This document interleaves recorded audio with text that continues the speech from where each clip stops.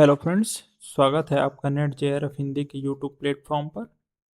आज हमारी कहानी का शीर्षक है उसने कहा था। इसके लेखक हैं चंद्रधर शर्मा गुलेरी जी और इसका प्रकाशन वर्ष है 1915 1915 ईस्वी। ठीक है।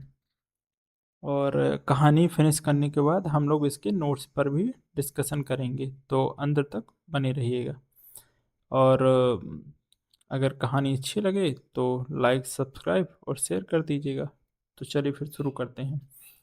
बड़े बड़े शहरों के इक्के गाड़ी वालों की जवान के कोड़ों से जिनकी पीठ छिल गई है और कान पक गए हैं, उनसे हमारी प्रार्थना है कि अमृतसर के बम्बू काट वालों की बोली का मरहम लगावें। जब बड़े बड़े शहरों की चौड़ी सड़कों पर घोड़े की पीठ चाबुक से धुनते हुए इक्के वाले कभी घोड़े के नानी से अपना निकट संबंध स्थापित करते हैं, कभी राह चलते पैदलों की आंखों के न होने पर तरस खाते हैं, कभी उनके पैरों की अंगुलियों के पोरों को चीथ कर अपने ही को सताया हुआ बताते हैं, और संसार भर की ग्लानि, निराशा और क्षोभ के अवतार बने नाक की सींच चले जाते हैं, तब अमृतसर में उनकी बिरादरी वाले तंग चक्करदार गलियों में हर एक लड़ी वाले के लिए ठहर कर सब्र का समुद्र उमड़ा कर बचो खालसा जी, हटो भाई जी, ठहरना भाई, आने दो लाला जी, हटो बाछा कहते हुए सफ़ेद फेंटों, खच्चरों और बतकों, गन्ने और खूमचे और भारे वालों को जंगल में से राह खींचते हैं। क्या मजाल है कि जी और साहब बिना सुने किसी को हटना पड़े।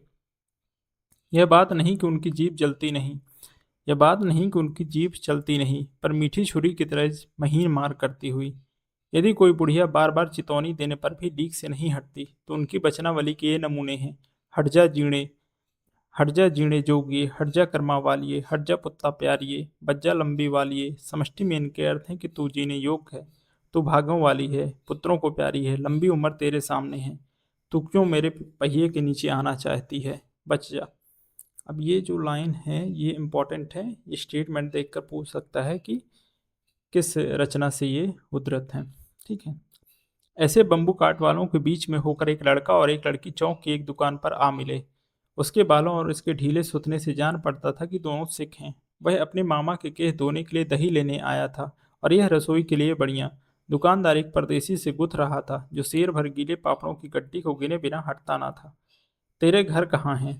मगरे में। और तेरे? माझे में। यहाँ कहाँ रहती है? अतर सिंह की बैठक में। वे मेरे मामा होते हैं। मैं भी मामा के यहाँ आया हूँ, उनका घर गुरु बाजार में है। अब ये जो है तो यहाँ से मुलाकात होती है किसकी? लहना सिंह, जो इस कहानी का मुख्य पात्र है। ये आपको आगे पता चलेगा। लहना सिंह और जो लड़की है वो कौन है? सूबेदारनी है। ठीक है, सूबेदारनी। अब यहाँ पर दोनों के बीच में बातचीत हो रही है, तो लहना सिंह पूछ रहा है कि तुम कहाँ रहती हो, तुम्हारा घर कहाँ है? तो सूबेदारनी कहती है कि मैं मगरे में रहती हूँ। और फिर सूबेदारनी पूछती है कि तुम्हारा घर कहाँ है? तो लहना कहता है कि मैं माझे में रहता हूँ। और दोनों अपने मामा के यहाँ ठहरे हुए हैं। सूबेदारनी के मामा का घर कहाँ है? अतर सिंह की बैठक में। और लहना सिंह के मामा का घर कहाँ है? गुरु बाजार में। ये इंपॉर्टेंट है। ठीक है। इतने में दुकानदार निपटा और इनका सौदा देने लगा। सौदा लेकर दोनों साथ साथ चले। कुछ दूर जाकर लड़की ने मुस्कुरा कर पूछा, तेरी कुड़माई हो गई? इस पर लड़की कुछ आंखें चढ़ाकर धत कहकर दौड़ गई और लड़का मुंह देखता रह गया। दूसरे तीसरे दिन सब्जी वाले के यहाँ, दूध वाले के यहाँ अकस्मात दोनों मिल जाते। महीना भर यही हाल रहा। दो तीन बार लड़के ने फिर पूछा, तेरी कुड़माई हो गई? और उत्तर में वही धत मिला। एक दिन जब फिर लड़के ने वैसे ही हंसी में चढ़ाने के लिए पूछा तो लड़की लड़के की संभावना के विरुद्ध बोली, हाँ हो गई। कब? कल। देखते नहीं यह रेशम से कढ़ा हुआ सालू। लड़की भाग गई। लड़के ने घर की राह ली। रास्ते में एक लड़के को मोरी में ढकेल दिया। एक छावड़ी वाले की दिन भर की कमाई खोई। एक कुत्ते पर पत्थर मारा और एक गोभी वाले के ठेले में दूध उड़ेल दिया। सामने नहाकर आती हुई किसी वैष्णवी से टकराकर अंधे की उपाधि पाई। तब कहीं घर पहुंचा।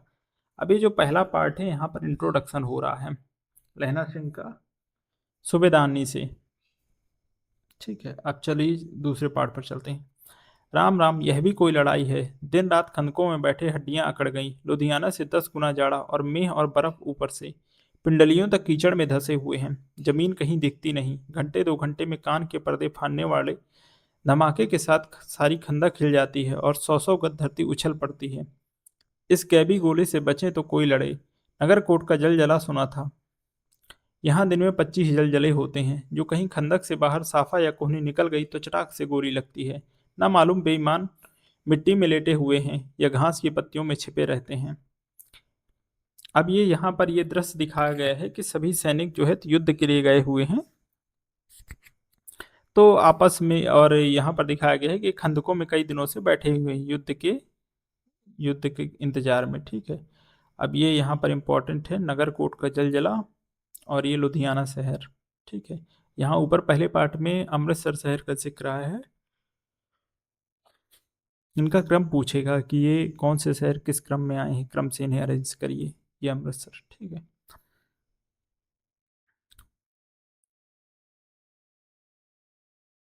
लहना सिंह और 3 दिन हैं, 4 तो खंदक में ही बिता दिए।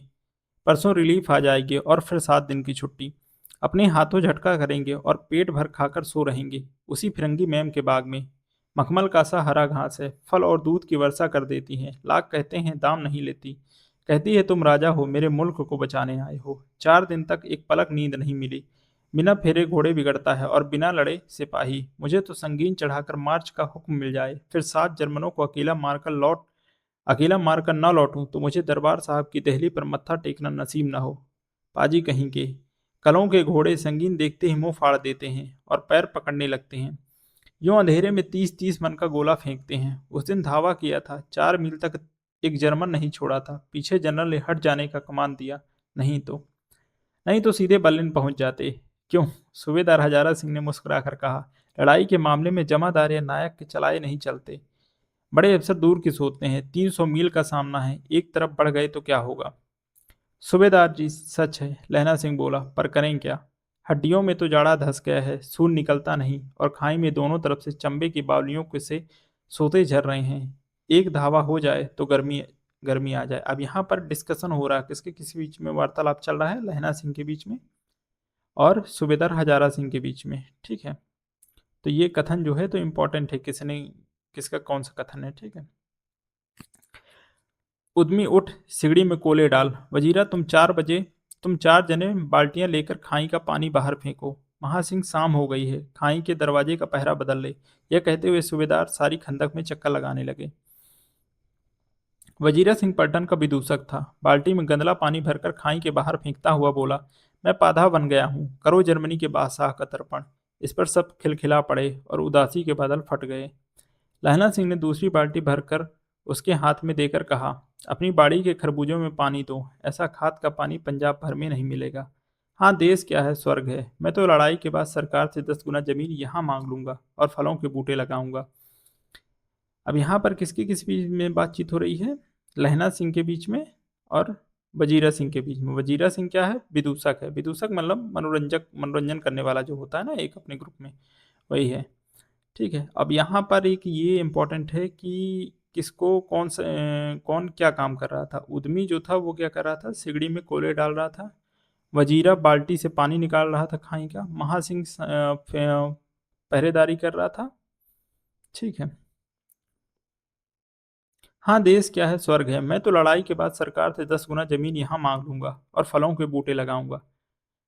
लाड़ी होरा को भी यहाँ बुला लोगे, या वहीं दूध पिलाने वाली फिरंगी में। चुप कर, यहाँ वालों को शर्म नहीं। देश देश की चाल है। आज तक मैं उसे समझा ना सका कि सिख तमाकू नहीं पीते। वह सिगरेट देने में हट करती है, ओठों में लगाना चाहती है और मैं पीछे हटता हूँ तो समझते हैं कि राजा बुरा मान गया। अब मेरे मुल्क के लिए लड़ेगा नहीं। अच्छा, अब बुधा सिंह कैसा है? अच्छा है, जैसे मैं जानता ही ना हूँ। रात भर तुम अपनी कम्बल उसे उड़ाते हो और आप सिगड़ी के सहारे गुजार करते हो। उसके पहरे पर आप पहरा दे आते हो। अपने सूखे लकड़ी के तख्तों पर उसे सुलाते हो। आप कीचड़ में पड़े रहते हो। कहीं तुम ना मादे पड़ जाना। जाड़ा क्या है, मौत है, और निमोनिया से मरने वालों को मुरब्बे नहीं मिला करते। ये कौन कह रहा है? ये वजीरा सिंह कह रहा है लहना सिंह से। मेरा डर मत करो, मैं तो बुलेल की खड्ड के किनारे मरूंगा। भाई किरत सिंह की गोदी पर मेरा सिर होगा और मेरे हाथ के लगाए हुए आंगन के आम के पेड़ की छाया होगी। वजीरा सिंह ने त्योरी चढ़ाकर कहा, क्या मरने मारने की बात लगाई है? मरे जर्मनी और तुर्क। हाँ भाइयों, कैसे? दिल्ली शहर में पिसोर नू जान दिए। कल लेना लौंगा दा व्यापार माड़िए। कल लेना नाड़े दा सौदा अड़िए। लाना चटाका कदुए नू। कद्दू बनाया वे मजेदार गोरिए। हुड़ लाड़ा चटाका कदुए नू, ये कौन गा रहा है? ये वजीर सिंह गा रहा है और ये इंपॉर्टेंट है। ठीक है। कौन जानता था कि दाढ़ियों वाले घर बारी से कैसे लुच्चों का गीत गाएंगे, पर सारी खंदक इस गीत से गूंज उठी और फिर सिपाही ताजे हो गए, मानो 4 दिन से सोते और मौज ही करते रहे हों। दोपहर रात गई है। अब ये दूसरा पार्ट हो गया। अब ये यहाँ पर क्या दिखाया हुआ है कि सभी लोग कैंप में युद्ध का इंतजार कर रहे हैं और आपस में बातचीत हो रही है उनके बीच में। अब इस दूसरे पार्ट में जो इम्पोर्टेंट चीज़ें हैं वो ये हैं कि कितने दिन से ये वहाँ पर डटे हुए हैं खंदक में। 4 दिन से खंदक में बिता दिए और 3 दिन अभी और बाकी हैं और 7 दिन बाद इनकी छुट्टी होने वाली है। ठीक है। और नगरकोट का जलजला इंपॉर्टेंट है, लुधियाना शहर का जिक्र हुआ है इसमें। ठीक है। चलिए अब अगले पार्ट पर चलते हैं। और ये गीत इंपॉर्टेंट है, ये गीत इंपॉर्टेंट है, इसको नोट करिएगा। दोपहर रात गई, अंधेरा है, सन्नाटा छाया हुआ है। बोधा सिंह खाली बिस्कुटों के 3 टिनों पर अपने दोनों कंबल बिछाकर और लहना सिंह के 2 कंबल और एक बरान कोट ओढ़कर सो रहा है। लहना सिंह पहरे पर खड़ा हुआ है, एक आंख खाई के मुंह पर और एक बोधा सिंह के दुबले शरीर पर। बोधा सिंह का रहा, क्यों बोधा भाई, क्या है? पानी पिला दो, लहना सिंह ने कटोरे उसके मुंह से लगाकर पूछा। कैसे हो? पानी पीकर बोधा बोला। कपनी छूट रही है, रोम रोम में तार दौड़ रहे हैं, दांत बज रहे हैं। अच्छा मेरी जर्सी पहन लो। और तुम? मेरे पास सिगड़ी है और मुझे गर्मी लगती है, पसीना आ रहा है। ना मैं नहीं पहनता, 4 दिन से तुम मेरे लिए। हाँ याद आई, मेरे पास दूसरी गर्म जर्सी है, आज सवेरे ही आई है, बिलायत से बुन बुन कर भेज रही हैं मेमे। गुरु उनका भला करे। यूं कहकर लहना अपना कोट उतारकर जर्सी उतारने लगा। सच कहते हो और नहीं झूठ? यूं कहकर ना ही करते बोधा को उसने जबरदस्ती जर्सी पहना दी और आप खाकी कोट और जीन का कुर्ता भर पहनकर पहरे पर आ खड़ा हुआ। मेम की जर्सी की कथा केवल कथा थी। आधा घंटा बीता, इतने में खाई के मुंह से आवाज आई, सूबेदार हजारा सिंह। कौन? लपटन साहब, हुक्म हुजूर, कहकर सूबेदार तनकर फौजी सलाम करके सामने हुआ। देखो इसी दम धावा करना होगा। मील भर की दूरी पर पूरब के कोने में एक जर्मन खाई है, उसमें 50 से ज्यादा जर्मन नहीं है। इन पेड़ों के नीचे नीचे 2 खेत काट कर रास्ता है, 3-4 घुमाव हैं। जहाँ मोड़ है वहाँ 15 जवान खड़े कर आया हूँ। तुम यहाँ 10 आदमी छोड़कर सबको साथ ले उनसे जा मिलो। खंदक छीन कर वहीं, जब तक दूसरा हुक्म ना मिले डटे रहो। हम यहाँ रहेगा। अब यहाँ पर हो क्या रहा है कि ये जो बोधा सिंह है, बोधा सिंह कौन है? बोधा सिंह सूबेदार हजारा सिंह और सूबेदारनी होरा का लड़का है। ठीक है। और जो कि बीमार है और जिसकी देख रेख कौन कर रहा है? लहना सिंह कर रहा है। अब क्यों कर रहा है इसकी वजह आपको आगे पता चलेगी। ठीक है। अब यहाँ पर लपटन साहब आए हुए हैं। हालांकि ये जो लपटन साहब हैं, ये लपटन साहब कौन है? एक जर्मन सैनिक लपटन साहब के वेश में आया हुआ है, ये आपको आगे पता चलेगा। तो वो हजारा सिंह से बोल रहा है कि आगे एक खाई है, उसमें जर्मन सैनिक हैं, तो तुम लोग 15 लोगों को लेकर जाओ। 15 जवान खड़े नहीं, 15 जवान वहां पर मैं खड़े कर आया हूँ और तुम 10 लोगों को यहाँ रख के बाकी लोगों के साथ तुम वहां पर पहुंचो। जो हुक्म। चुपचाप सब तैयार हो गए। बोधा भी कंबल उतारकर चलने लगा। तब लहना सिंह ने उसे रोका। लहना सिंह आगे हुआ तो बोधा के बाप सूबेदार ने उंगली से बोधा की ओर इशारा किया। लहना सिंह समझकर चुप हो गया। पीछे 10 आदमी कौन रहे, इस पर बड़ी हुज्जत हुई। कोई रहना ना चाहता था। समझा बुझाकर सूबेदार ने मार्च किया। लपटन साहब लहना की सिगड़ी के पास मुंह फेर कर खड़े हो गए और जेब से सिगरेट निकालकर सुलगाने लगे। 10 मिनट बाद उन्होंने लहना की ओर हाथ बढ़ाकर कहा, लो तुम भी पियो। आंख मारते मारते लहना सिंह सब समझ गया। मुंह का भाव छिपाकर बोला, लाओ साहब। हाथ आगे करते ही उसने सिगड़ी के उजाले में साहब का मुंह देखा, बाल देखे। तब उसका माथा ठनका। लपटन साहब के पट्टियों वाले बाल एक दिन में ही कहाँ उड़ गए और उनकी जगह कैदियों से कटे बाल कहाँ से आ गए। शायद साहब शराब पिए हुए हैं और उन्हें बाल कटवाने का मौका मिल गया है। लहना सिंह ने जांचना चाहा। लेफ्टिनेंट साहब 5 वर्ष से उसकी रेजिमेंट में थे। क्यों साहब, हम लोग हिंदुस्तान कब जाएंगे? लड़ाई खत्म होने पर। क्यों, क्या यह देश पसंद नहीं? नहीं साहब, शिकार के हुए मजे यहाँ कहाँ। याद है पर साल नकली लड़ाई के पीछे हम आप जगाधरी जिले में शिकार करने गए थे। हाँ हाँ, वहीं जब आप खोते पर सवार थे और आपका खान सामा अब्दुल्ला रास्ते के एक मंदिर में जल चढ़ाने को रह गया था। बेशक पाजी कहीं का।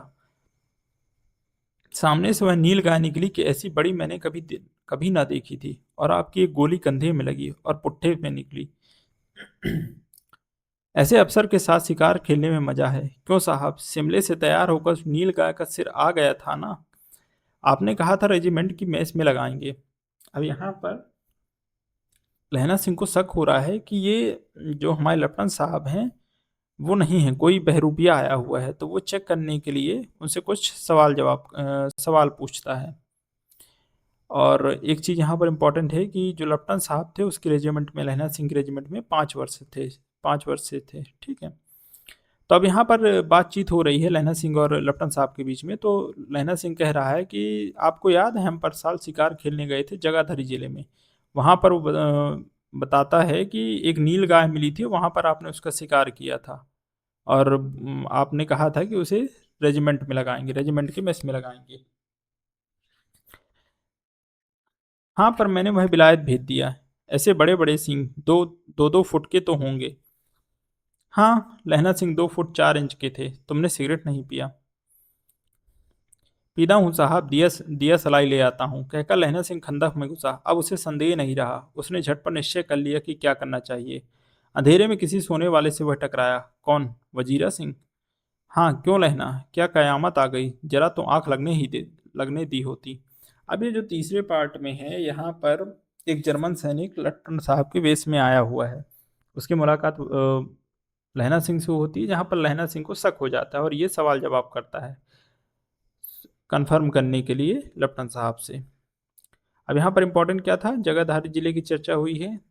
अब्दुल्ला का जिक्र आया है। ये कौन है अब्दुल्ला? खान सामा है लेफ्टिनेंट साहब का। नील गाय के सींग जो थे उसका साइज क्या था? 2 फुट 4 इंच के थे, ठीक है। चलिए अब नेक्स्ट पार्ट में चलते हैं।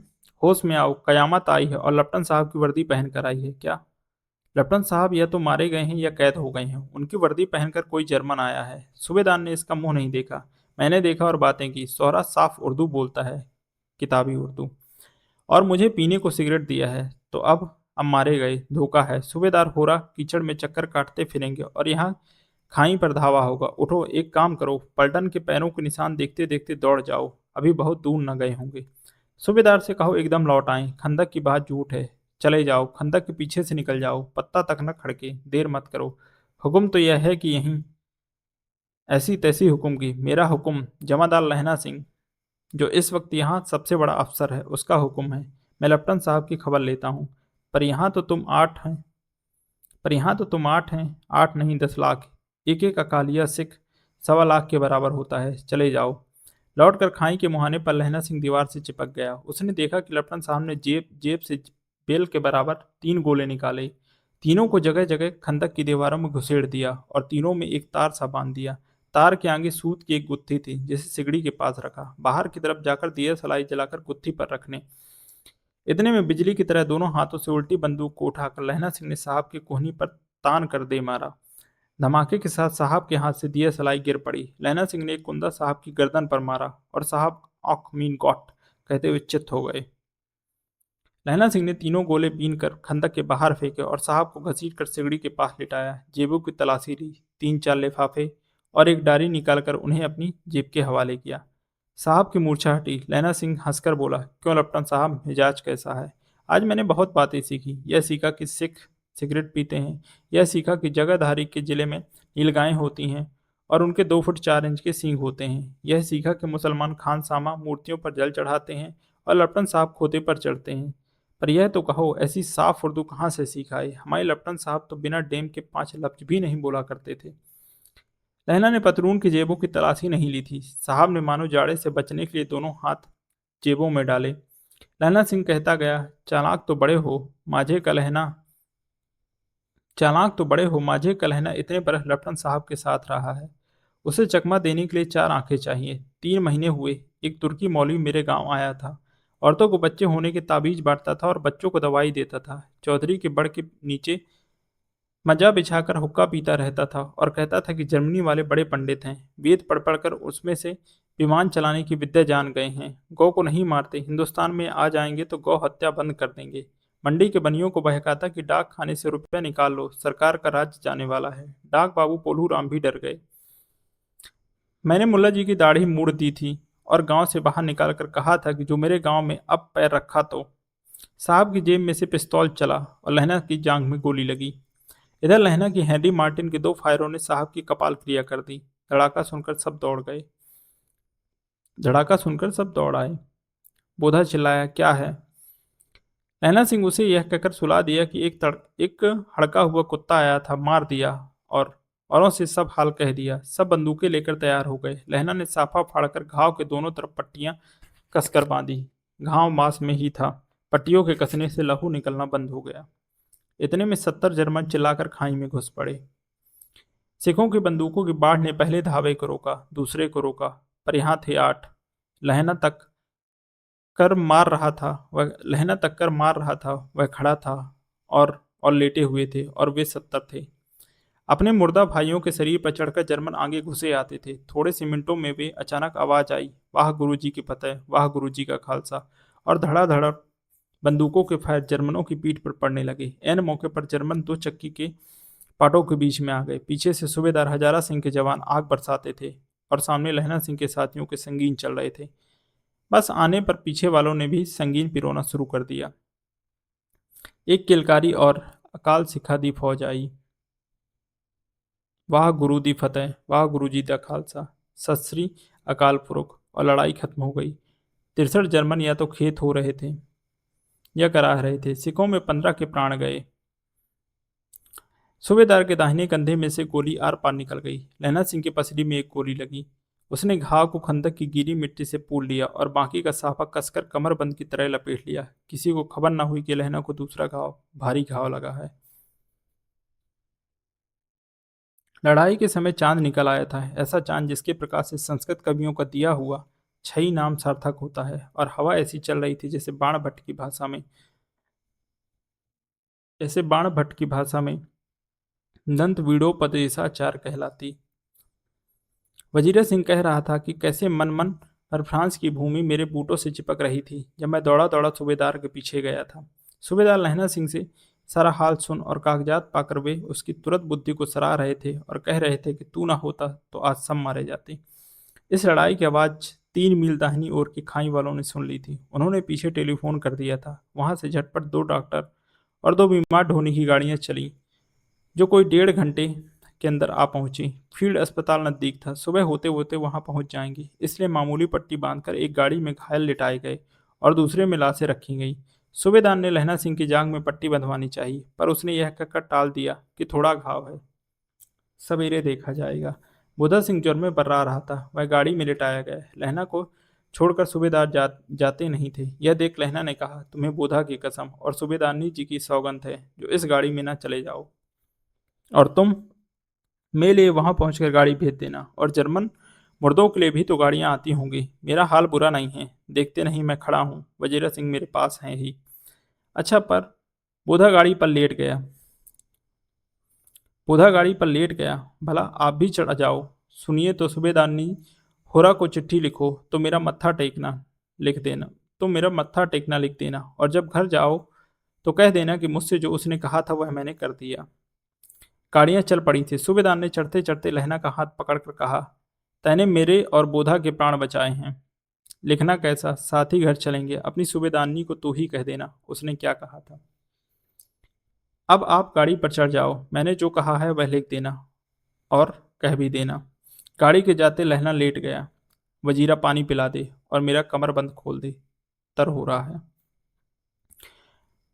अब ये जो चौथे पार्ट में है, ये इसमें क्या हुआ है कि जो लप्टन साहब थे वो एक जर्मन सैनिक था और लहना सिंह ने उसे पहचान लिया है। तो अब यहाँ पर उसने बम से उड़ाने की कोशिश की थी, लेकिन लहना सिंह ने उसे पकड़ लिया और उसकी योजनाओं को विफल कर दिया। अब यहाँ पर इंपॉर्टेंट चीज़ें कौन कौन सी थी, वो जो वर्दी में था कौन था, जर्मन था, उर्दू बोलता था, और लहना सिंह क्या था, जमादार था फौज में। और वो लप्टन साहब को जब गोली मारी तो उसके मुख से क्या निकला, आँख मीन गॉट। और जेब में लप्टन साहब की क्या था, 3-4 लिफाफे थे और एक डायरी थी। ठीक है, ठीक है। पोलू राम कौन है, डाक बाबू है। लहना सिंह के कहाँ लगी थी? लहना सिंह की जांघ में गोली लगी, और लहना सिंह की जो बंदूक थी उसका क्या नाम था? Handy Martin. ठीक है। और कितने जर्मन थे? 70 जर्मन थे, और लहना सिंह कितने लोग थे? 8 लोग थे। कितने मारे गए? 63 जर्मन मारे गए, और इधर 15 सिख मारे गए। बाण भट्ट का एक बार नाम आया है, ये भी नोट करिएगा। एक बार बाण भट्ट का भी इसमें नाम आया हुआ है। ठीक है, ये इंपॉर्टेंट चीजें थी इससे, चौथे पार्ट से। अब देखिए यहाँ पर जिक आया है, सूबेदानी होरा को चिट्ठी लिखो तो मेरा मत्था टेकना लिख देना, और जब घर जाओ तो कह देना कि मुझसे जो उसने कहा था वह मैंने कर दिया। अब ये आपको अगले पार्ट में पता चलेगा इसका। चलिए तो पांचवें पार्ट को पढ़ते हैं। मृत्यु के कुछ समय पहले स्मृति बहुत साफ हो जाती है। जन्म भर की घटनाएं एक एक करके सामने आती हैं। सारे दृश्यों के रंग साफ होते हैं। समय की धुंध बिल्कुल उन पर से हट जाती है। लैना सिंह 12 वर्ष का है। अमृतसर में मामा के यहाँ आया हुआ है। दही वाले के यहाँ, सब्जी वाले के यहाँ, हर कहीं उसे एक 8 वर्ष की लड़की मिल जाती है। जब वह पूछता है तेरी कुड़माई हो गई, तब धत कहकर वह भाग जाती है। एक दिन उसने उस वैसे ही पूछा तो उसने कहा हाँ कल हो गई। देखते नहीं ये रेशम के फूलों वाला सालू। सुनते ही लहना सिंह को दुख हुआ, क्रोध हुआ। क्यों हुआ? वजीरा सिंह पानी पिला दे। 25 वर्ष बीत गए। अब लहना सिंह 77 राइफल्स में जमादार हो गया है। उस 8 वर्ष की कन्या का ध्यान ही न रहा। ना मालूम वह कभी मिली थी या नहीं। 7 दिन की छुट्टी लेकर जमीन के मुकदमे की पैरवी करने वह अपने घर गया। वहां रेजिमेंट के अफसर की चिट्ठी मिली कि फौज लाम पर जाती है, फौरन चले आओ। साथ ही सूबेदार हजारा सिंह की चिट्ठी मिली कि मैं और बोधा सिंह भी लाम पर जाते हैं। लौटते हुए हमारे हमारे घर होते जाना, साथ ही चलेंगे। सूबेदार का गांव रास्ते में पड़ता था, और सूबेदार उसे बहुत चाहता था। लहना सिंह सूबेदार के यहाँ पहुंचा। जब चलने लगे तब सूबेदार बेड़े में से निकल कर आया। बोला, लहना सूबेदारनी तुमको जानती हैं, बुलाती हैं, जा मिला। लहना सिंह भीतर पहुंचा। सूबेदारनी मुझे जानती हैं? कब से? रेजिमेंट के क्वार्टरों में तो कभी सूबेदार के घर के लोग नहीं रहे। दरवाजे पर जाकर मत्था टेकना कहा। असीस सुनी। लहना सिंह चुप। मुझे पहचाना नहीं? तेरी कुड़माई हो गई धत, कल हो गई। देखते नहीं रेशमी बूटों वाला सालू अमृतसर में। भावों की टकराहट से मूर्छा खुली, करवट बदली, पसली का घाव बह निकला। वजीरा पानी पिला दे, उसने कहा था। स्वप्न चल रहा है, सूबेदारनी कह रही है। मैंने तेरे को आते ही पहचान लिया। एक काम कहती हूँ, मेरे तो भाग फूट गए। सरकार ने बहादुरी का खिताब दिया, लायलपुर में जमीन दी। आज नमक हलाली का मौका आया है। पर सरकार ने हम तीमियों की एक घगरिया पलटन क्यों न बना दी, जो मैं भी सूबेदार जी के साथ चली जाती। एक बेटा है, फौज में भर्ती हुए से 1 ही बरस हुआ है। उसके पीछे 4 और हुए, पर एक भी नहीं जिया। सूबेदारनी रोने लगी। अब दोनों जाते हैं मेरे भाग। तुम्हें याद है एक दिन तांगे वाले को घोड़ा दही वाले की दुकान के पास बिगड़ गया था। तुमने उस दिन मेरे प्राण बचाए थे। आप घोड़े की लातों में चले गए थे और मुझे उठाकर दुकान के तख्ते पर खड़ा कर दिया था। ऐसे ही इन दोनों को बचाना, यही मेरी भिक्षा है। तुम्हारे आगे आंचल पसारती हूँ। रोती रोती सूबेदारनी ओबरी में चली गई। लहना भी आंसू पोंछता हुआ बाहर आया। वजीरा सिंह पानी पिला दे, उसने कहा था। लहना सिंह का सिर अपनी गोद में रखे वजीरा सिंह बैठा है। जब मांगता है तब पानी पिला देता है। आधे घंटे तक लहना चुप रहा, फिर बोला, कौन? कीरत सिंह। वजीरा ने कुछ समझ कर कहा, हाँ भैया, मुझे और ऊंचा कर ले, अपने पट पर मेरा सिर रख ले। वजीरा ने वैसे ही किया। हाँ अब ठीक है, पानी पिला दे बस। आपके हाड़ में है आम खूब फलेगा।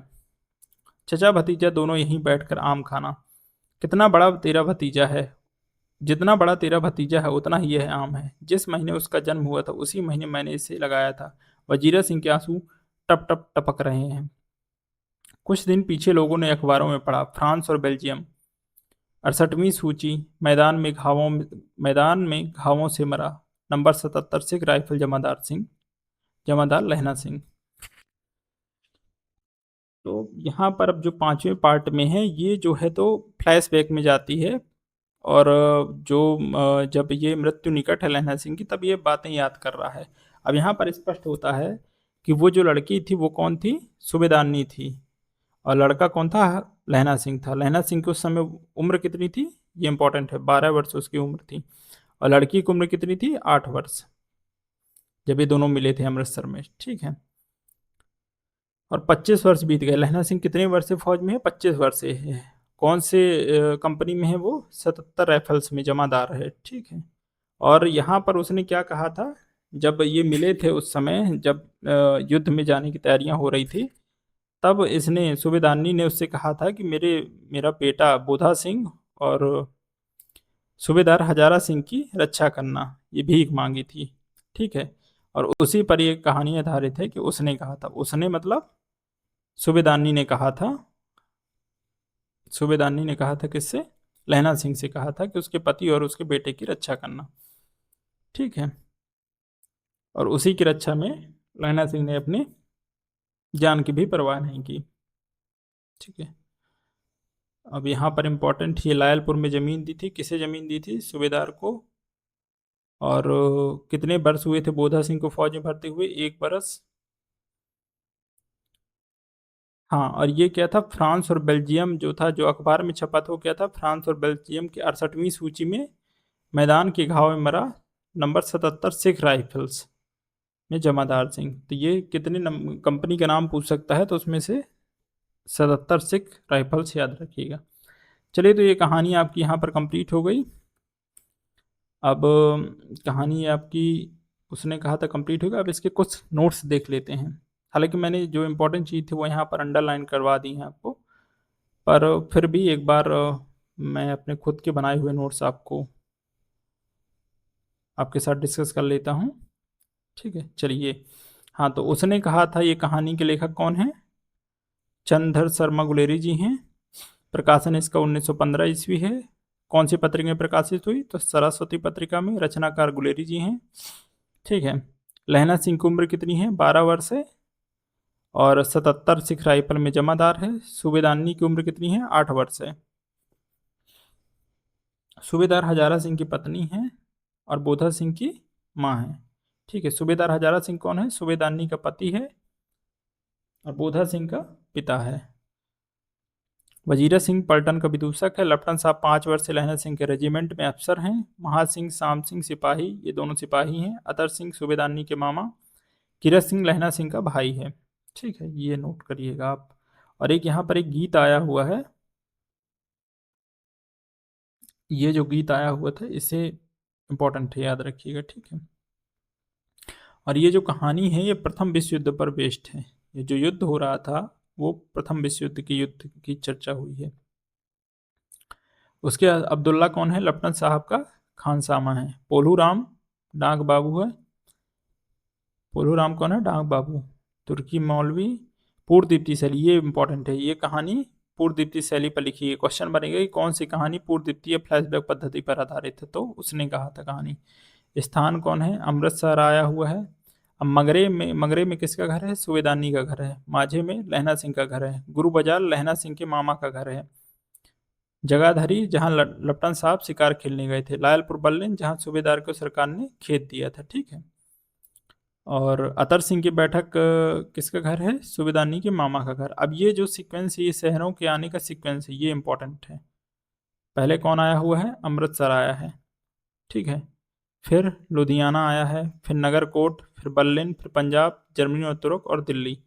तो चलिए, आपके नोट्स भी कवर हो गए, आपकी कहानी भी हो गई। हाँ, और अगर आपको ये नोट्स चाहिए हो तो आप कमेंट बॉक्स में ज़रूर बताइएगा, तो मैं शेयर कर दूंगा, ठीक है। तो फिर मिलते हैं एक नई कहानी के साथ। और अगर आपको ये पसंद आई है तो लाइक, सब्सक्राइब और शेयर कर दीजिएगा। धन्यवाद।